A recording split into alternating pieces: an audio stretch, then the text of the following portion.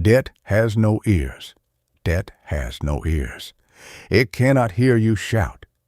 It does not become frightened when your voice gets louder. A balance does not fall because you found the perfect sentence, and an interest rate does not retreat because you repeated a declaration with enough intensity. But shame has ears. Fear has ears. Appetite has ears. Avoidance has ears. The part of you that keeps postponing the phone call, hiding the statement, buying temporary relief, or protecting an image you can no longer afford. That part can hear a command, and perhaps the most important command is not addressed to debt at all. It is addressed to the darkness in which debt grows. No more hiding. That sentence will not erase a balance overnight. It will do something more honest. It will begin returning authority to the person who has felt powerless. Many Christians have been told that financial bondage is primarily a spiritual enemy. The language can feel convincing because debt does more than occupy a spreadsheet. It follows people into bed. It interrupts conversations. It changes the way a person opens an email, answers an unknown number, or looks at the calendar. Debt can feel alive, but feeling alive does not make it a demon. Debt is a financial obligation. It may have been created by an emergency, a failed business, low wages, illness, displacement, predatory lending, family pressure, impulsive spending, or a long chain of decisions that seemed small when they were made. Sometimes responsibility is personal. Sometimes the circumstances were brutal.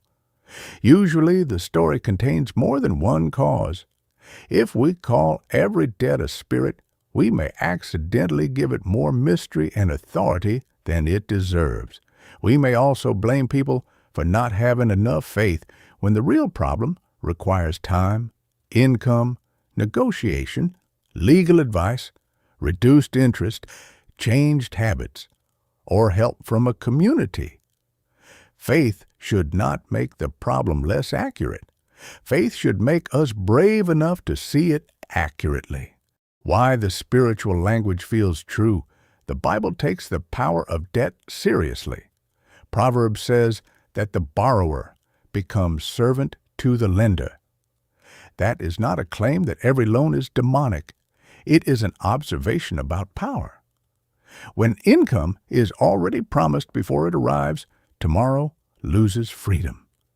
Choices become narrower. A person may remain in a harmful job, hide from a spouse, delay medical care, or borrow again simply to satisfy yesterday's promise. This is why debt can become more than math. The numbers begin training the person. They train the body to panic. They train the mind to imagine catastrophe. They train the household to avoid honest conversation. They can train a person to seek relief through another purchase, another loan, another promise that next month will somehow be different. In that sense, debt can become a stronghold, not a creature with a personality, but a pattern that keeps reproducing itself. The spiritual battle is real, but it may be taking place in the choices surrounding the balance rather than inside the balance itself. It is the battle between truth and concealment, between contentment and comparison, between patience and urgency, between responsibility and shame, between the desire to appear successful and the courage to live within reality. Those battles do respond to authority, but spiritual authority is not magic control over outcomes. It is the God-given capacity to tell the truth, accept correction, resist destructive desire, seek wisdom, and do the next faithful thing, even while fear is still present. That kind of authority may not look dramatic. It may look like opening an envelope. Shame is expensive. Debt often grows in silence because shame tells a convincing story. It says, If anyone knew the amount, they would know what kind of person you are. So the statement remains unopened. The account is not discussed. Minimum payments are made without understanding the interest. New credit is used to preserve the appearance that everything is normal. Shame pretends it is protecting dignity. In reality, it charges interest. It delays the moment when a problem can be measured. It prevents a married couple from acting as one household. It keeps a business owner from admitting that revenue cannot support current costs. It stops a family from asking whether an expense is truly necessary because that question feels like failure. Conviction and shame are not the same. Conviction names a behavior and points toward repair. Shame turns the behavior into an identity and tells the person to disappear. Conviction may say, "That decision was dishonest. Correct it." Shame says, "You are dishonest, so keep hiding." Conviction may say, "This lifestyle is not sustainable. Change it." Shame says, "If you change it, everyone will see that you are pretending." The gospel does not remove responsibility. It removes the need to protect ourselves with lies. Grace allows a person to say, "I made choices that harmed my future, but those choices are not the final definition of me. I can repent, repair, learn, and build differently." That is a far stronger position than shouting at a balance. Prayer should lead us into reality. Prayer matters in financial distress. It can quiet panic long enough for wisdom to become audible. It can expose envy, entitlement, fear, and false identity. It can remind a person that provision is larger than income and that worth is larger than possessions. But prayer becomes avoidance when it is used to postpone a decision that is already clear.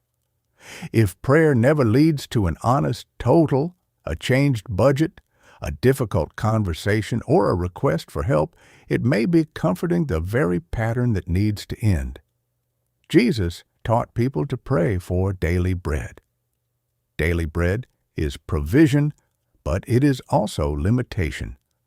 It is enough for today, not a promise that every desire will be financed immediately.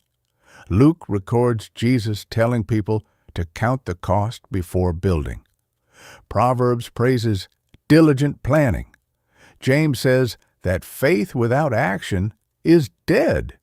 These are not unspiritual ideas. Counting is spiritual when the numbers tell the truth. Planning is spiritual when it protects people from chaos. Patience is spiritual when it refuses the lie that every desire must be satisfied now.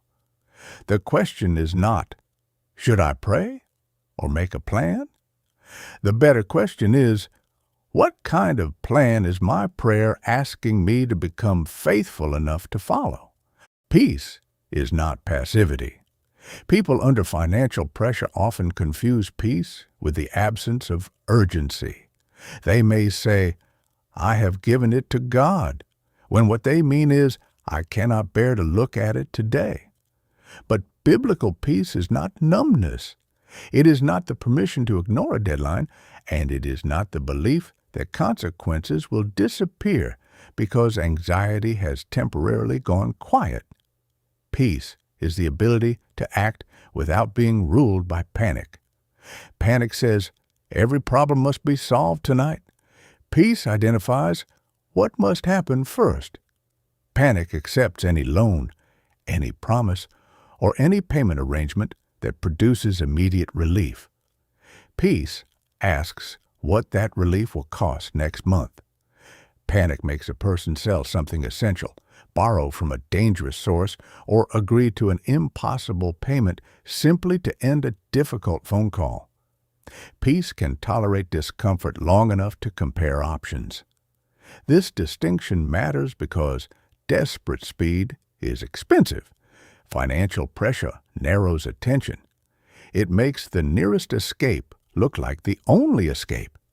That is why a calm second opinion can be so valuable. A trusted advisor may notice a fee that can be challenged, a benefit that has not been claimed, a legal protection that applies, or a repayment promise that the household should not make.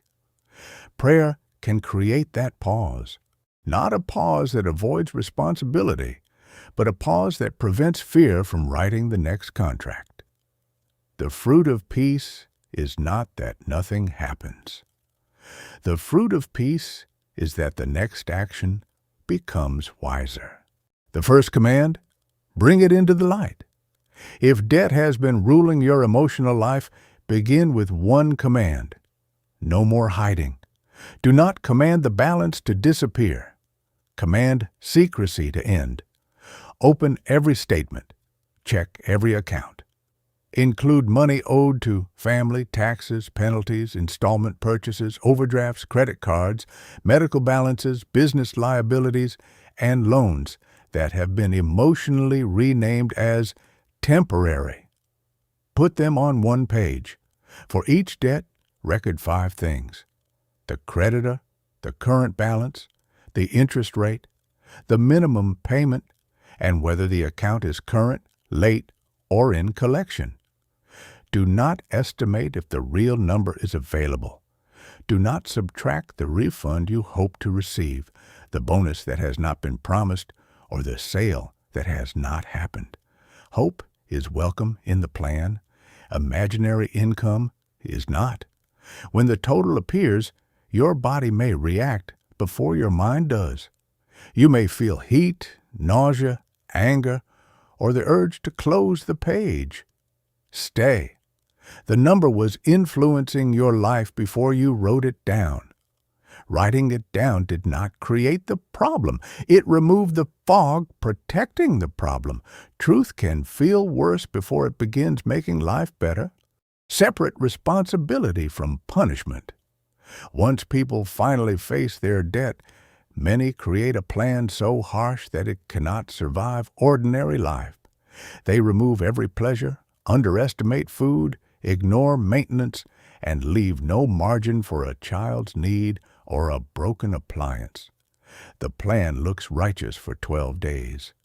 Then reality breaks it, and the failure produces another round of shame. Repayment is not self-punishment. A sustainable plan must tell the truth about both the debt and the human beings living under it. Start with essentials: housing, basic food, utilities, transport required for work, necessary health care, insurance, and obligations that carry serious legal consequences. Then identify the minimum payments required to prevent the situation from worsening. After that, find the margin.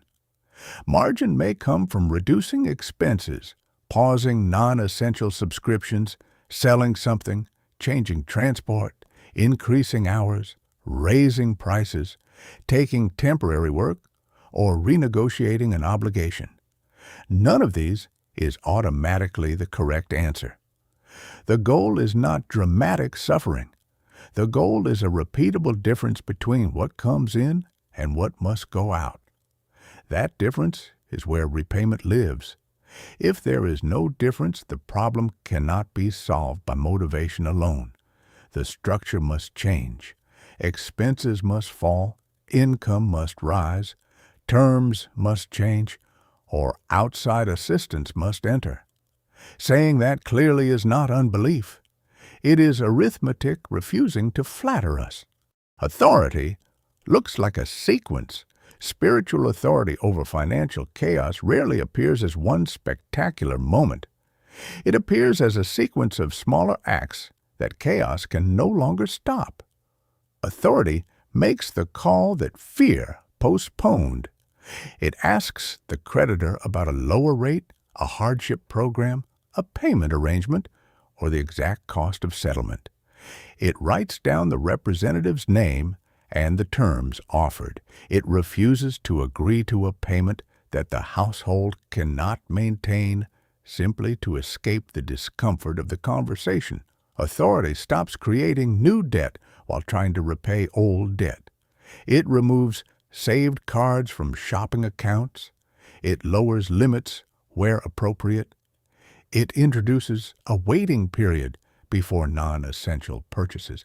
It notices which spending is triggered by exhaustion, loneliness, status, guilt, or the need to reward oneself. Authority chooses an order. Some people attack the smallest balance first because early victories create momentum. Others direct extra money toward the highest interest rate because that reduces the total cost. Either approach can work. A plan followed consistently is usually more powerful than a theoretically perfect plan abandoned under pressure. Authority protects a small emergency reserve when possible, because a repayment plan with no shock absorber may be forced back onto credit by the first unexpected expense. Authority reviews the numbers regularly without making money the center of the household. It asks, what changed? What worked? Where did we drift? What must be adjusted? It does not ask, who should be humiliated? Contentment closes the hidden credit line. Some debt begins with catastrophe. Other debt begins with comparison.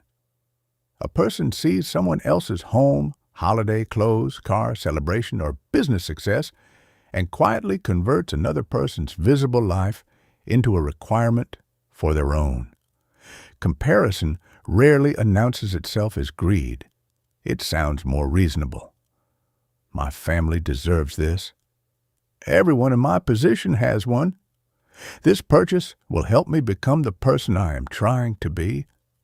I have worked hard, so I should not have to wait. The purchase may provide a real experience or useful object, but when money is unavailable, the transaction also purchases an obligation. The pleasure remains in the past, while the payment enters the future again and again. Contentment is not the belief that desire is sinful. It is the strength to let desire wait, without turning delay into humiliation. That strength is profoundly financial. It allows a person to attend an event without matching every display. It allows parents to give a child a smaller celebration without calling it a smaller love.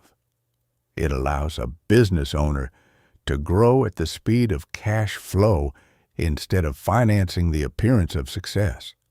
It allows a household to drive the older car, repeat the clothes, decline the trip, or say, "That is good, but it is not ours right now."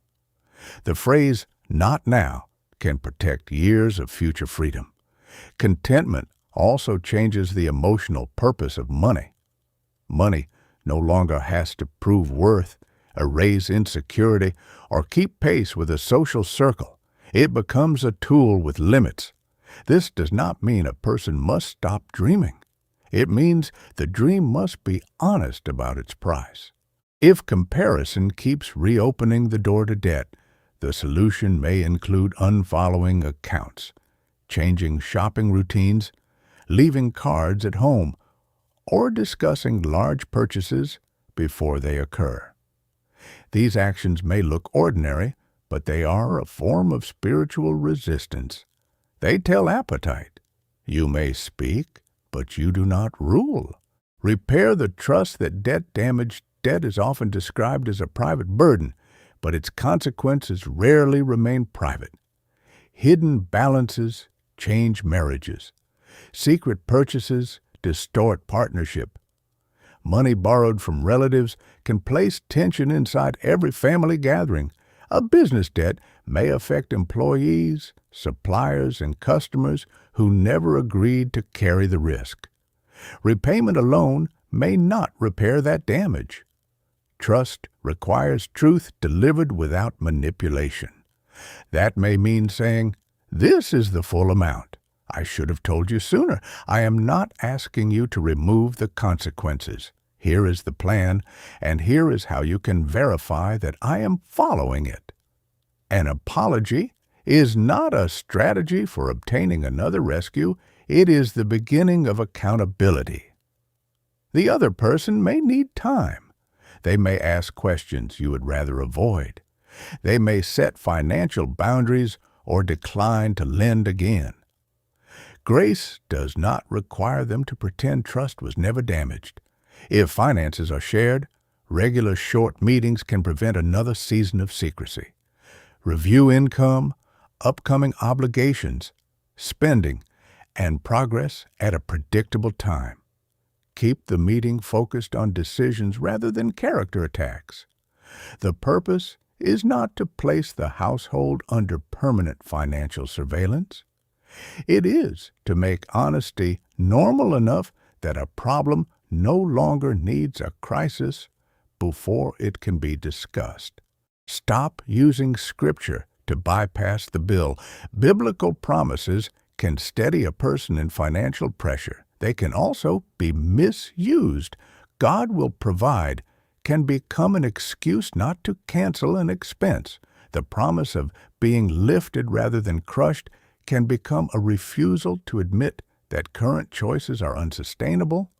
Give, and it will be given to you, can be turned into pressure on people to donate money they need for food, housing, taxes, or agreed payments, as though generosity were a transaction that forces God to produce a return. The New Testament praises generosity, but it also speaks of giving according to what a person has, not according to what a person does not have. Generosity should form love, not finance denial. A person in debt may still be generous through hospitality, service, attention, skills, and carefully chosen giving. But giving should not become financial theater, an attempt to appear faithful while hiding unpaid responsibilities from the people who share the consequences. Scripture does not ask us to call debt freedom. It gives us a way to pursue freedom without losing honesty, compassion, or hope. Not every debt is a moral failure. Any serious Christian message about debt must say this clearly. Not every person in debt arrived there through greed or carelessness. Some debt follows cancer, some follows unemployment, some follows migration, war, caregiving, divorce, disability, fraud, or a business collapse. Some grows because a family had too little income for too long, even while making restrained decisions. The Bible does not speak only about individual behavior. It also confronts unjust lenders, withheld wages, exploitation, and systems that crush vulnerable people. This matters because bad theology can make suffering people carry two burdens, the debt itself and the accusation that their faith created it. Responsibility asks, "What can I do now?" Blame asks, "How can I prove that everything was your fault?" Those are not the same question. You may need a budget.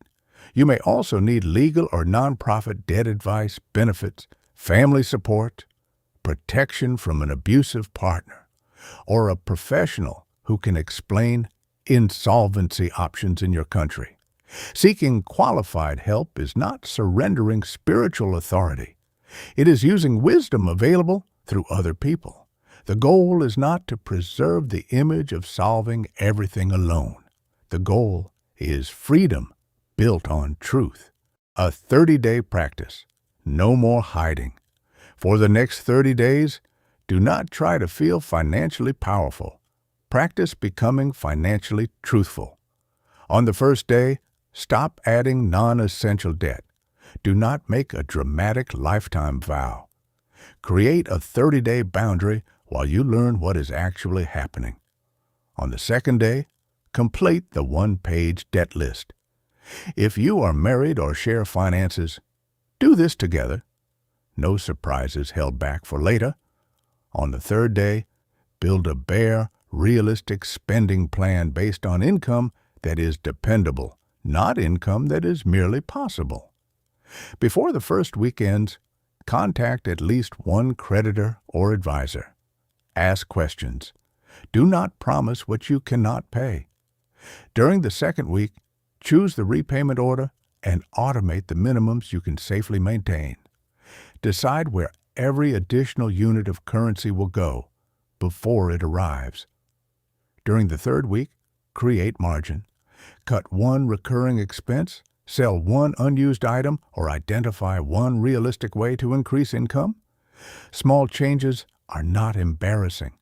Repeated changes alter direction. During the fourth week, invite one trustworthy person into the process. Choose someone mature enough to respect privacy and honest enough not to reward denial. Show them the plan, not merely the emotion. At the end of 30 days, review the fruit. Did the balance move? Did new borrowing stop? Were any fees or rates reduced? Did the household become more honest? Did anxiety become more manageable because the next action became clear? Do not measure only the remaining total. Measure whether the pattern has changed. Financial freedom begins before the final payment, when debt no longer controls every decision through secrecy and panic. The command debt cannot survive. There may not be one sentence that makes debt vanish. There is, however, a kind of command that debt cannot survive forever. Truth, take the chair. Wisdom, set the order. Courage, make the call. Contentment, close the door that comparison keeps opening. Patience, stay with the plan after the emotion fades. Grace, remove shame without removing responsibility. Faith, keep hope alive without falsifying the numbers. That is authority with substance.